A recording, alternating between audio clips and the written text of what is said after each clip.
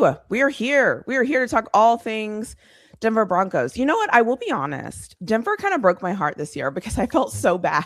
I felt so bad for you all. But welcome everybody back to my 32 fan series. If this is the first episode that you are listening to, this is my series where I talk to one fan from all 32 teams. And so obviously we're here to talk about the Denver Broncos today. Before Dave introduces himself, I will have all of his information in the description, and I will collaborate with him on this video. So you will be able to see it. It will hopefully appear on his channel if he chooses to accept.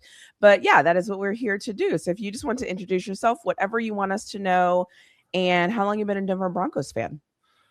Well, thanks again for having me on. It's always a pleasure doing this series. I think we're on, what is it? This is maybe your fifth? Yeah, season 3. Or wait, no, y'all did make the playoffs that one year, and you were like, we're not gonna do anything. But it was the year. Okay. Yeah. Okay. We made the playoffs 2 years in a row. But yeah. Anyways, I'm David. I've been a Broncos fan my whole life, and I run David Talks Broncos. Now we're going on season 3 now with the channel, and I usually post a video every day talking about some sort of Broncos piece of content or idea. Some of them are crazy, some of them are not, but I try to have a lot of fun, made a lot of friends. Again, I really love that we've been able to do this every season now. Yeah.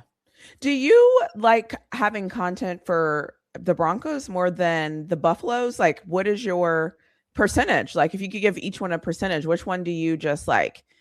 Are you like, okay, I love this. It's so fun. Like, do you have a preference?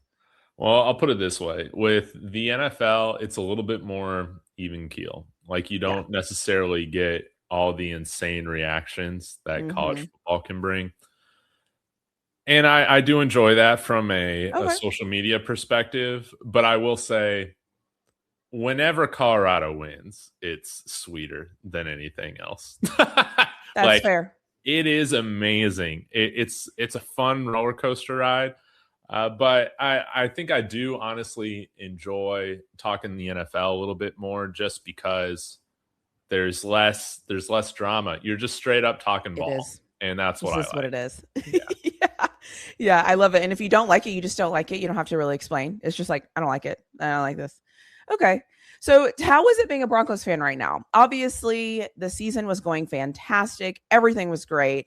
You beat Buffalo. It's like, you're like, we're going to the Super Bowl. Nobody can beat us. We're on a high. And then it comes out Bo Nix is out.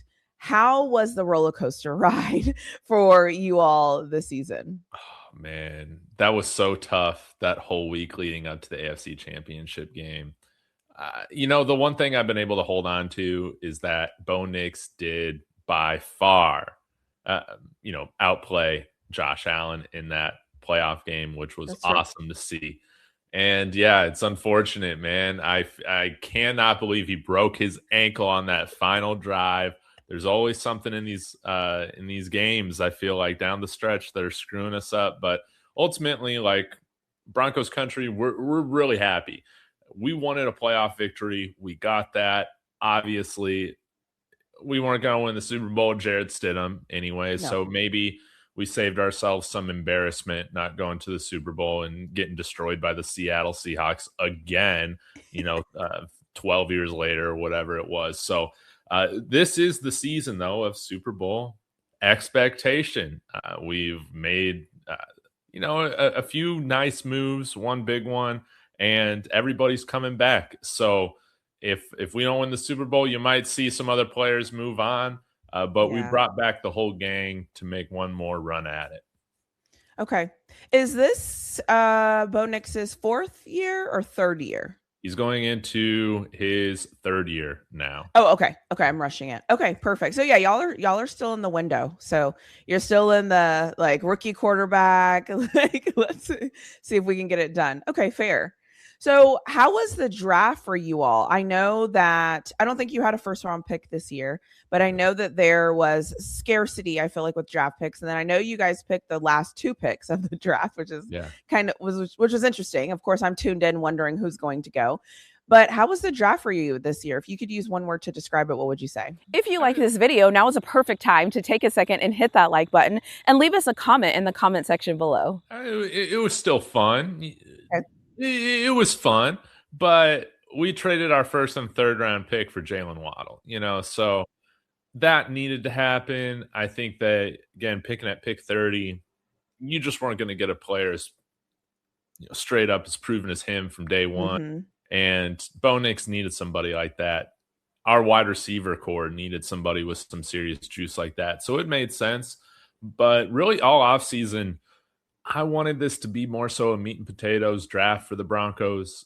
Go get tight ends, go get linemen, go get a linebacker or two, and address the running back position. Okay. So they did it in a little bit different of an order than I expected, but ultimately I think Broncos fans are pretty pleased with, I think our first pick was at 66. Yes. None of these guys are going to be starters day one or anything like that, but I think he found some guys that can help contribute this year if called upon. But it was about building depth for the future at, in the trenches, which is really important. Mm-hmm. Having guys to take over at linebacker soon. Evan Ingram's probably going to be gone after this year, so having a tight end that has some juice to his game.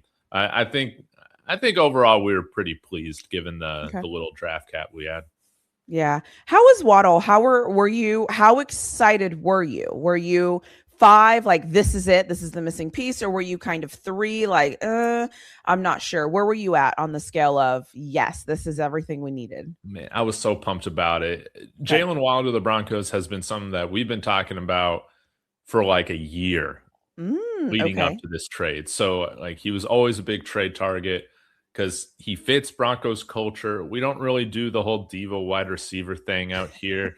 And so when you're wanting a big-time wide receiver weapon for Bo Nix, that does limit your options quite a bit if you're not necessarily bringing in anybody with, a big personality. But Jaylen Waddle is one of those guys that can, in my opinion, I think he can be a number one. And he's kind of like Pat Surtain, former college teammate at Alabama, where, hey, they just go and work. Yeah. They don't fuss, nothing like that. He's a team guy. So he's perfect. He was our number one target that we wanted, and we were devastated when we didn't trade for him during the draft or during the trade deadline because in the season. Yes. Now, I don't know what they were offering. It's hard for me to see Miami offering or wanting more than a first and a third for him, but that's what they ended up getting.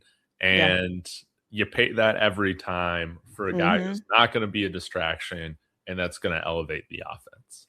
Especially in a Super Bowl window, when you have everything you need. So, okay. And the Dolphin, let's just leave that where it's at. So anyways, so having said that, is there a day 2 or day 3 pick that you think could end up being a steal?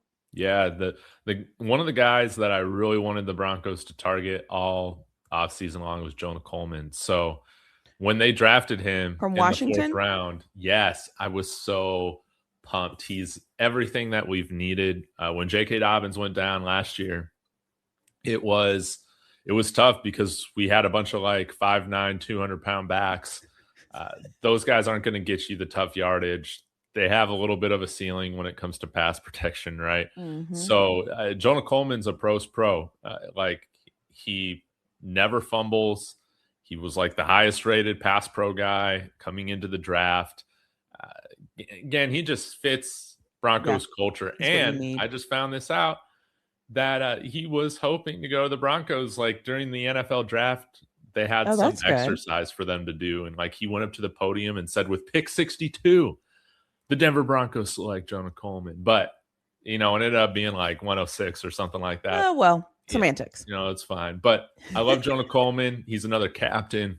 We bring in a ton of captains. I think 6. I want to say, how many picks do we have? 7?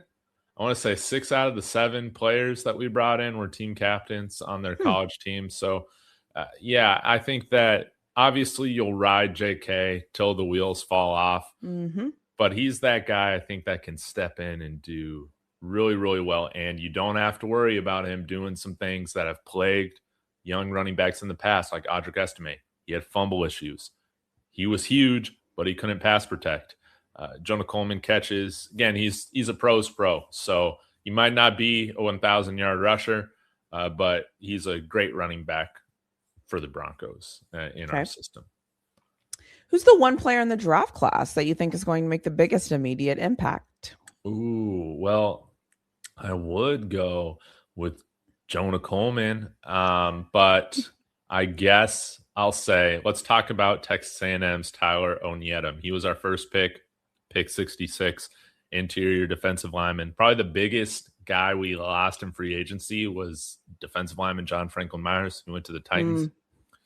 And so I think that he's kind of that replacement, a real athletic, 3-tech defensive lineman that maybe doesn't necessarily have like the biggest pass rush, pass rush chops or whatever. But I think he's going to be really stout in the run game, which is what the Broncos needed. I mean, I think we already got a really, really good pass rush, one of the better ones of the NFL. So you gotta plug those run holes. So I think that even though he was like pick 66, I see him being active most weeks for the Broncos. Even though like right now they're at 6 defensive linemen, interior defensive linemen, I see him being active and playing a role. I mean, when you played like 5 years of college football, you should be ready for that, right? Like, you should be playing your rookie year.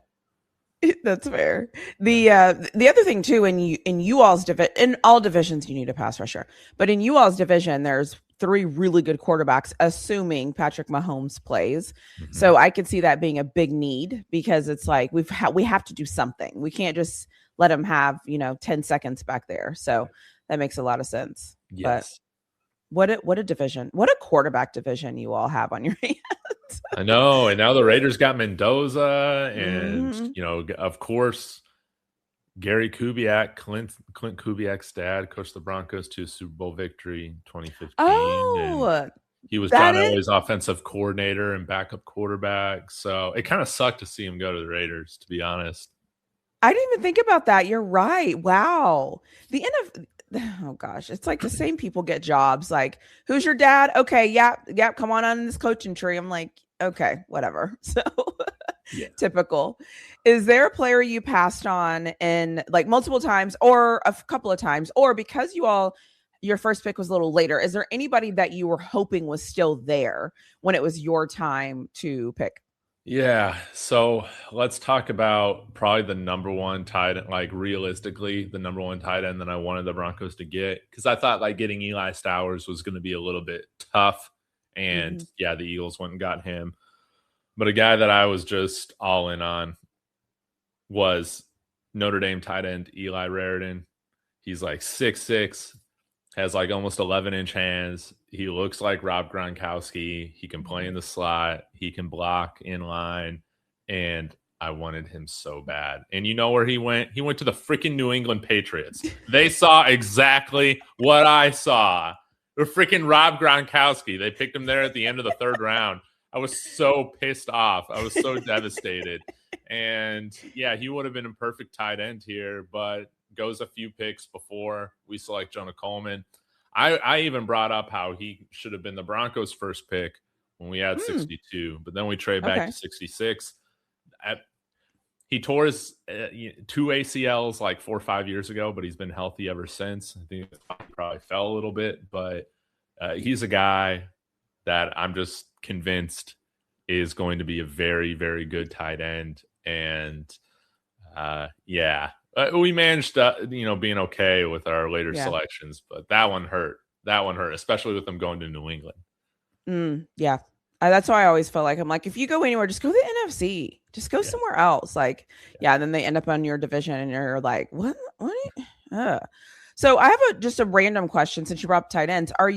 Did you all fix the tight end conundrum yet? Or is it still like, no, like what's going on? Is it still I think it's got multiple parts to it. So number one, with Davis Webb now being the play caller this year for Sean Payton, you're hoping that he can involve tight ends a little bit more.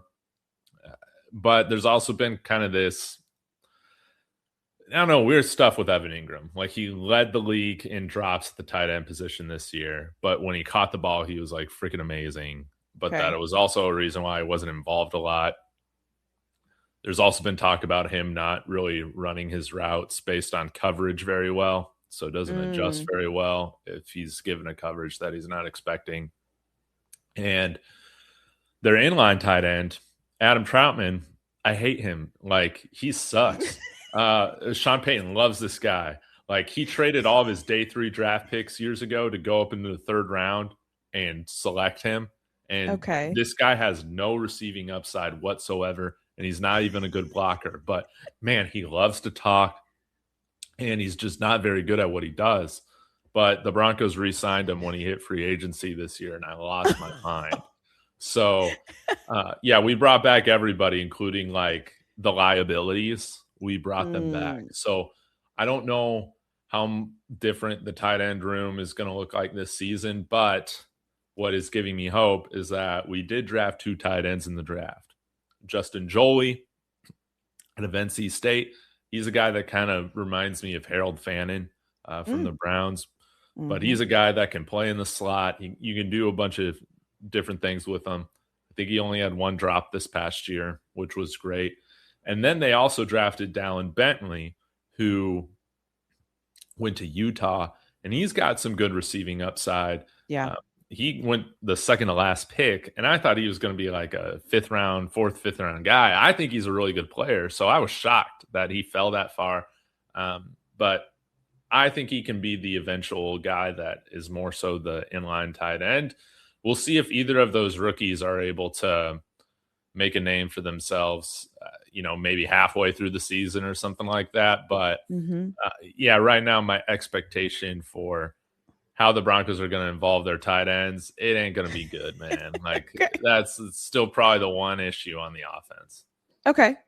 So let's talk about the team a little bit. So you had a great run. I believe had Bo Nix played, you guys probably would have been in the Super Bowl. What is success going to look like for you this year? It's nothing less than going to the Super Bowl, winning a Super Bowl. I don't know how you split those hairs, but we better be playing in it this next year, especially when we have the continuity that we have brought back on this team.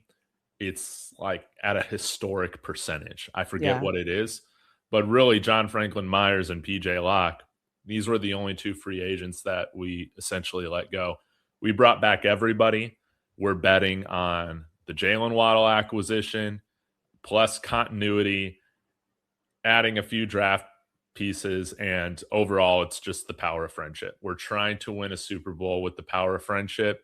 I don't know how I feel about that, but that's the strategy with like how we're doing it, bringing back guys like Alex Singleton and Adam Troutman. They're just, amazing leaders apparently. So, we got to win one. When you go all in on Jaylen Waddle, you got to do it. You want to get this done, this championship won, before you got to pay Bo Nix. And so it's got to happen, man. Yeah. Which I know we kind of talk about the tight ends, and that might be your answer, but is that the position group that worries you the most, that you are the most concerned about? Or is there another position? No, it's inside linebacker. And this was very interesting because Dre Greenlaw, he didn't play much last year, but I still think he was our best linebacker. But Alex Singleton, he just gets all these tackles because he's a product of the defense. The rest of the defense, in my opinion, I don't think he's a very good player, but apparently his mind is amazing. And he hit free agency. Justin Sternad hit free agency. They cut Greenlaw and brought back both of those guys. And that kind of made Broncos country implode.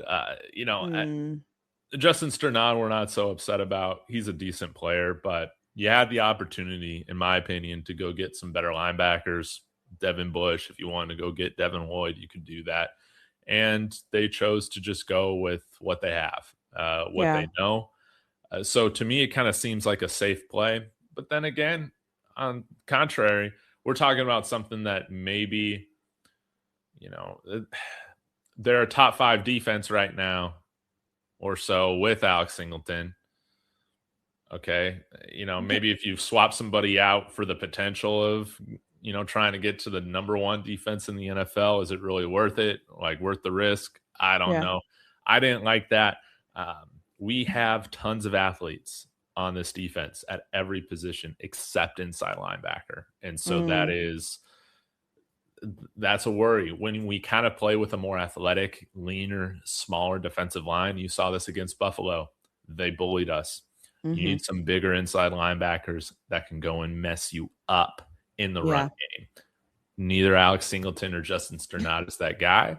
We did draft Red Murdoch with the Mr. Irrelevant pick. We'll see if he's able to make the roster. Buffalo?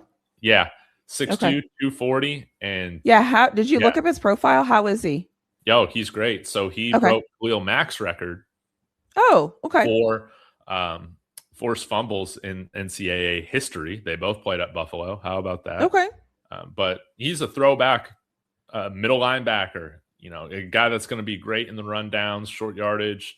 He hits hard, just questions about coverage, but I think he'll carve out a nice role for himself. He's a throwback to the Mike linebackers of old, which I think we might be trending back in that direction with how the NFL is starting to emphasize the run game a little bit more. So I really that like would be cool. Yeah. To see a Mr. Irrelevant be relevant. That would be amazing, actually. I like it when that happens, when you're like, oh, he was the last pick. So Brock Purdy's really the only one I can think of. So usually I feel like they have like a good year or a good couple of plays, and then you never hear from them again. Chad Kelly, we picked Chad Kelly with the Mr. Irrelevant pick, and that didn't work out because he got high on drugs at Von Miller's Halloween party, dressed as Woody from Toy Story, and broke into a neighbor's house. Great. That's how he got kicked off the team. Okay. That sounds like a distraction. Okay. So you do that as Mr. Irrelevant. Where has your team improved the most? Where are you looking at this team and you're like, all right, okay, we got something here? It's got to be wide receiver. Now everybody slots in my opinion, to like being better than average with kind of where they're at. Like Jaylen Waddle's a number one, but Courtland Sutton, I think, is a great number two. Troy Franklin, fantastic number three, and so on. So I'm feeling, and Pat Bryant, he was a rookie for us last year, 3rd round pick from Illinois. I think he's really coming along. And Marvin Mims, he's more so just a returner for us. But he is shown to be good when we do involve him. He's not a very good route runner, so that's why he doesn't really see the field too much. But when we involve him on some of those gadget plays, I think he's great. So now we have a wide receiver core with 5 different players that all kind of have different strengths and skill sets. We've needed that. So I really like how the room is now. Okay. That's amazing. So let's get to this fun round. I'm actually interested to see what you're going to say to some of these. So first question is, if you quarterback confidence on a scale from 1 to 5, 1 being please get this guy out of here, and 5 being please stay as long as you want to stay, what would you rank your quarterback confidence right now? Number 4. I'll give him 4. Really, it's just the injuries with Bo Nix. He's finished the last 2 seasons. The only 2 seasons he's played with the Broncos with injuries. And he just had a second procedure on his ankle. They're kind of framing this as more of a cleanup. So we're just trying to figure this out because he was supposed to be ready for OTAs coming up. But he's had like 4 or 5 different surgeries on his ankles since high school. So same ankle? No, but both ankles. So that is concerning. Let's hope he pulls a Steph Curry then. Yeah. Remember, that was a knock on Curry for the longest. They were like, this guy can't stay healthy, his ankles. But you see it with Mahomes too, and his ankle now seems to just be really bothering him after all those injuries that he's had. So I think if there's anything that inhibits Bo Nix from being the next great Broncos quarterback, after John Elway and Peyton Manning, it's his ankles. So hopefully he can stay healthy this year and we can put this thing to bed. After John Elway and Peyton Manning is quite a statement. That's Broncos country for you. Like, that is quite a statement. Okay. Yeah. I mean, it would be like Peyton Manning, Joe, however you put them. And then it would be like a huge gap. And then it would be Bo Nix, in my opinion. But hey, the point is still the point. So that makes sense. Shout out to Peyton Manning, man, watching them play. So is there a coach? Okay. What is your coaching staff trust level on a scale of 1 to 5? I guess I would say it's a good 4. Biggest question mark is how good is Davis Webb at calling plays? Yeah. Obviously, you got to be kind of the next kid genius or whatever to be getting head coaching offers, apparently, from Vegas or whatever. That was the rumor when you haven't even called plays outside of a few preseason games. But maybe we got the next kid genius on the roster or on the coaching staff. We'll see how it goes. But that's the biggest question mark. I think with Sean Payton, we were a top 10 offense this year, but there were still just a lot of things that you saw didn't get better throughout the season. The operation, some of these strange, again, no one's ever a perfect play caller, but no. Yeah, didn't make a lot of sense. There was some play calling decision making that I think played a role in Bo Nix not getting in a rhythm. And when he's not in a rhythm, he looks like unplayable. Yeah. And Sean Payton loves to switch position groups all the time. So you're always bringing in new guys play after play. Sometimes I feel like that was against what Bo Nix is super comfortable with. And you got to find that level. Find that level. So I think that Davis Webb, his whole expectation this year is to just make the offense run smoother, man. It was janky the entire season last year. So let's see what he can do. But that's the biggest question is, can he call plays? Yeah. Well, we hope so. Yeah. We hope so. Who do you think is going to carry the team this year, offense or defense? I would still put it on the defense. The offense needs to do their part, but the defense, they got tons of, all-pro, Pro Bowl guys all over the defense. It's one of the most heavily invested defenses from like a cap percentage perspective too. So when you're putting in that sort of money and draft capital, to be quite honest, into the defense, it better be carrying you. And if we're going to win a Super Bowl, it needs to be the strength of the team. Fair. So if you could trade drafts with any other team, so they get all of your draft picks, you get all of their draft picks, who would you trade drafts with? I don't know if this would make a ton of sense, but I really liked what the Chicago Bears did. Ooh. Yeah, they had a good draft. Dylan Thieneman, safety out of Oregon. We could use a safety here, maybe not like right now, but next year after Brandon Jones's contract is up. Logan Jones, center. I think he's a really good player. Maybe you could play guard for us. Now, in the 3rd round, they drafted Sam Roush, tight end from Stanford, and he's a guy that I really like him too. I talked about what's his face, Eli Raritan. I really like Sam Roush too. So it really hurt me that he went to the Bears, and now the Bears got they got good tight ends all over the place. Xavier Thomas from LSU. I don't really know too much about him, but they did draft cornerback Malik Muhammad, who I think is a good player, and Keyshawn Elliott, inside linebacker from Arizona. He's kind of one of those big hitting linebackers that I really like. And then Jordan Vandenberg, a guy who got a 10 RAS score from Georgia Tech. I would have loved to have him here on this defensive line where we just prioritize athleticism pretty much above everything else. So I really like what the Bears did. Okay. And you could give me those players and I would be very happy. Fair. I would love those players. I love it. It would be cool to see Malik Muhammad playing with Jade again too. That'd be cool. And you guys usually are the Tex or the Denver Longhorns, but I don't think you guys picked any Longhorn players this draft. But we didn't. Yeah. What a miss. It was the Dolphins this year that were like, yeah, we'll take him too. Oh yeah, bring him on too. I was hoping maybe Michael Taft would have landed. Yeah, here, but nope. Yeah, the Dolphins were like, "Thank you." Well, so is there a moment, or is there anything on for being a Broncos fan where you say, "Great, this always happens. Same old Broncos. Here we go. Of course, this happened." What is that for you all? I think for us, it's going to be a cold weather playoff game. Nothing ever goes well for us in these cold weather playoff games that we host. Ever. So thank God we're building a new stadium. Oh, yeah. Where did they decide that was going to be? Oh, it's going to just be, so right now, Mile High Stadium, it's on the west side of 25, I-25, and they're just moving it over to the east side of 25. It's actually going to be a little bit closer to downtown. Okay. So when's it going to be ready?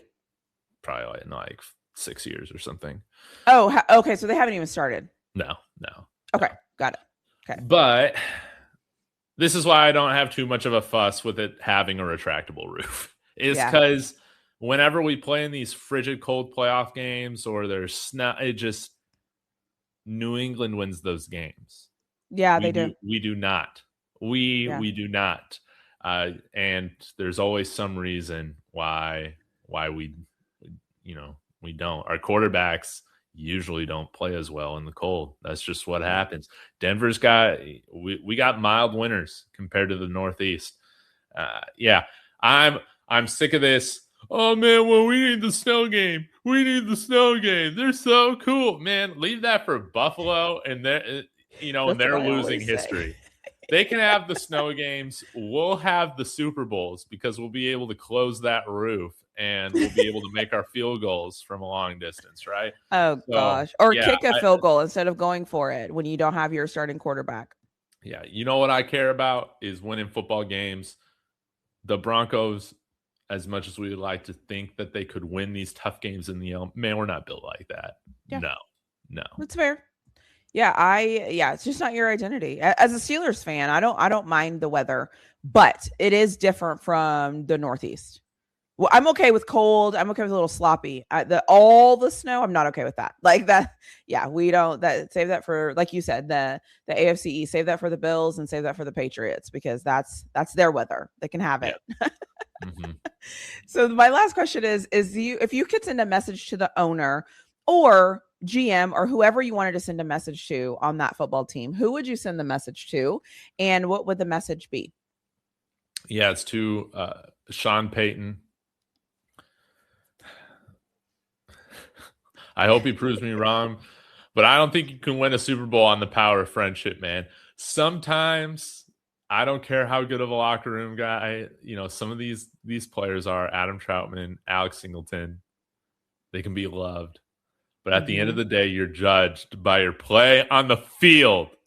And both those players' level of play is not to the standard that the rest of the team is held to, in my opinion. So you should go get a guy a little bit more talented to replace those players. We'll see if it comes back to bite us. Maybe the rest of the team is just all that amazing this year. But if we do not win a Super Bowl this year, I guarantee you, Alex Singleton is going to be talked a lot about being the captain of the defense, or as we like to call him, Alex Singlenut, because he had testicular cancer last year. No. Fans are the worst. I know. Fans are the literal worst. Like, Jesus. Like, the man could have been severely impacted, and then we're like, let's call him that. Oh my gosh. I know. They call him Alex Singlenut. I can't believe that. Yeah. Oh my gosh. Has he ever responded to that? I hope not. I mean, obviously he's aware because they act like they're not, but they're very aware. I'm sure he's liked it. But yeah, the thing with Alex Singleton is I don't even think he's like that likable of a dude, which is so funny. Oh, okay. I want to say he's like a jerk, but he's not cool either. Like, I don't know if he's a guy that I want to hang out and get a beer with, but he's the captain that everybody loves. He's in the friendship circle. Yeah. But if we do it in 2026, we won the Super Bowl by the power. You're going to be like friends forever. Yeah. By the power of friendship. Sometimes you need that bad apple in there. That's going to keep I agree with that. And that's the one thing is like, I don't know. John Franklin Myers was kind of that for us in a way. We might need a little bit more dog on this team instead of Mr. Nice Guy. And I think that's an issue that people have had with Alex Singleton being a captain of the team. He's a little bit too Mr. Nice Guy. And anytime your linebacker is like not have a screw loose or two, you're kind of like, like I need you to like do something where I'm like, oh, he's crazy. Okay. He's actually crazy. Yeah. There were some things like last year after some games that like against the Jacksonville game or in the Jacksonville game where we broke our like 11 game winning streak or something, whatever it was. His whole reaction after the game was just nonchalant. And that really upset a lot of people in Broncos country because it's like, no, like, I need you to be pissed. Yeah. Like you should want to win every single game. Right. Like how can you say, how it was, he said something about like a parade. I forget what it was. Oh yeah. He's like, well, it's not going to rain on our parade getting beat today. And yes, I understand that. Maybe on the grand scheme of Wednesday, things, he's right. Maybe saying that on Wednesday. Yeah. Not after the game. Not after the game, man. And especially not after like an 11 game win streak. Like I would be sick. I'd be like, this is stupid. Yeah. Like how do we just lose? Like what? Yeah. Okay. Well, I see what you're saying. Well, hopefully they'll figure that out. Is there anything else that you want to say that you were hoping that we would talk about today? I'm going to end with you while you're preparing that, whatever it is. I want everybody to know that all your information, again, will be in the description so they can easily find you. And then the other thing is I just wanted to thank you. I always am like, are you annoyed with me? Are you? And you're just busy and it's fine. And so you'll continue to get that from me. So it's fine. And because I always think this is annoying because I value people's time so much that I'm like, I know I'm asking for your time. I'm sorry. So thank you for being willing to do this for me always and always being lovely. I appreciate it. And then, anything else that you want to say, we'll end with you. Well, it's always a lot of fun doing this. You never annoy me. I just have ADHD. So with that being said, the key to the season is J.K. Dobbins' health. Can this man, he says that he is not injury prone, which I thought it was a crazy statement that he said this offseason. He is not injury prone. Can this be the one season he stays healthy through 17 games? If he is, we win the Super Bowl. You need him for 20 games. Oh, yeah. Yeah, 20 games. JK, don't get hurt for 20 games. Can you do that? If you do, we win the Super Bowl. It's that simple. I like it. Okay. Thank you. Yeah, thanks for having me on, guys. I appreciate it.